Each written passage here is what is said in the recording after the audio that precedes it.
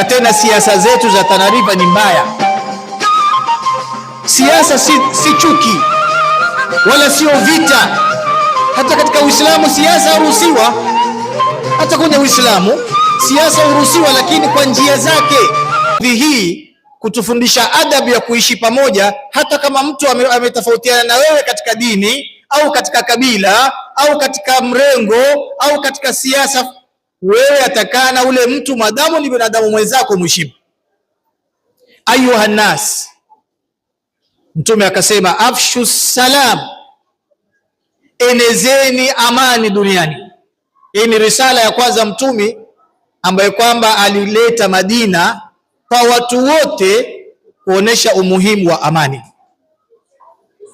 Na sisi katika mujtama tunahitaji amani.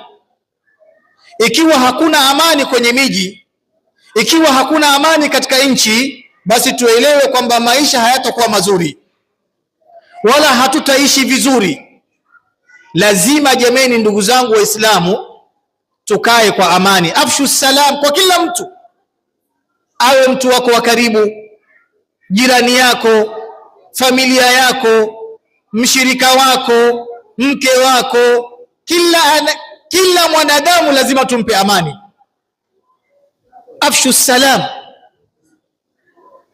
Leo amani yapotea, hasatan katika mji wetu wa Tana River au katika kaunti yetu ya Tana River.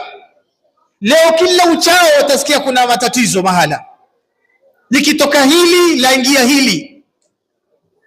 Hivi naambiwa siku 2-3 hizi kuna matatizo sehemu za juu kule, sehemu za Bangal, sijui wapi huko.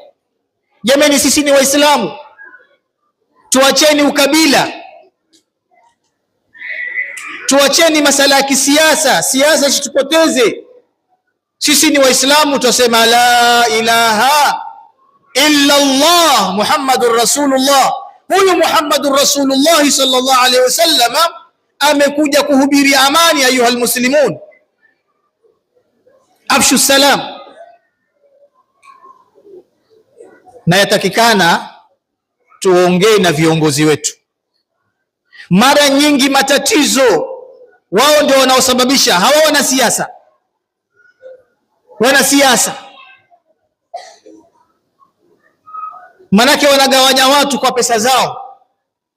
Mtu anamsahau mpaka ndugu yake, yuko tayari kumuinulia silaha ndugu yake, kupigana na ndugu yake kwa sababu ya mwanasiasa. Wa hasatan ikiwa tuelekea katika mwaka wa uchaguzi.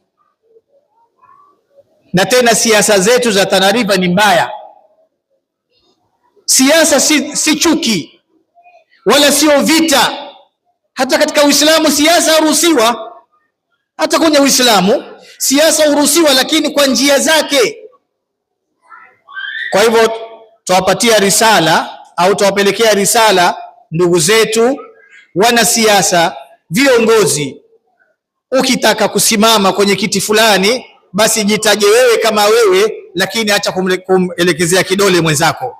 Hivi sasa ukiingia katika mitandao, basi utaona matusi yamejaa. Huyu mtukana yule, yule mtukana yule. Hii si siasa, bali ni matusi, na matusi ni haramu kwenye Uislamu.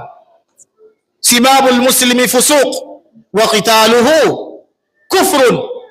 Haifai watu kutukanana, ayuha almuslimun, kwa sababu innal balaa muwakkalun bilmantiq. Balaya zote katika ulimwengu husababishwa na ulimi, na ndio maana Mtume akatuambia tuchunge ulimi wetu.